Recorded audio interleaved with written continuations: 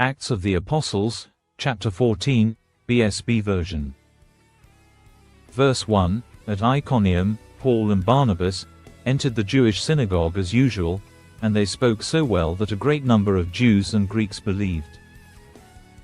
But the unbelieving Jews stirred up the Gentiles and poisoned their minds against the brothers.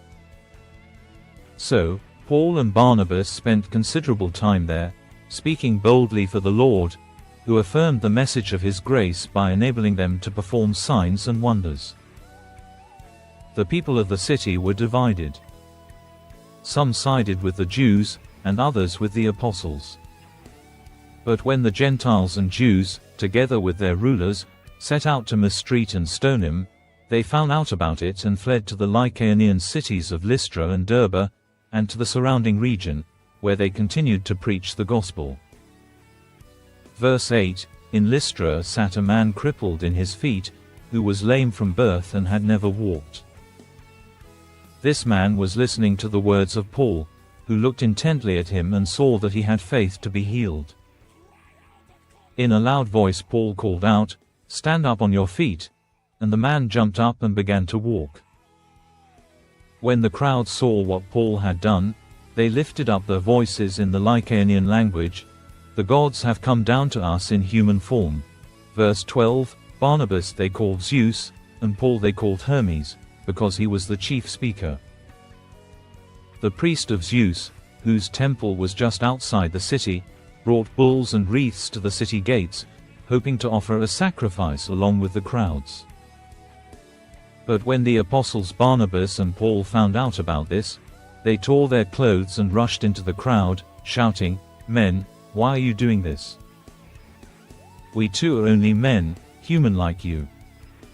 We are bringing you good news that you should turn from these worthless things to the living God, who made heaven and earth and sea and everything in them. Verse 16, In past generations, He let all nations go their own way. Yet He has not left Himself without testimony to His goodness. He gives you rain from heaven and fruitful seasons, filling your hearts with food and gladness. Even with these words, Paul and Barnabas could hardly stop the crowds from sacrificing to them. Verse 19, Then some Jews arrived from Antioch and Iconium and won the crowds over. They stoned Paul and dragged him outside the city, presuming he was dead. But after the disciples had gathered around him, he got up and went back into the city. And the next day he left with Barnabas for Derbe. Verse 21, They preached the gospel to that city and made many disciples. Then they returned to Lystra, Iconium, and Antioch, strengthening the souls of the disciples and encouraging them to continue in the faith. We must endure many hardships to enter the kingdom of God, they said. Verse 23, Paul and Barnabas appointed elders for them in each church, praying and fasting as they entrusted them to the Lord, in whom they had believed. After passing through Pisidia, they came to Pamphylia.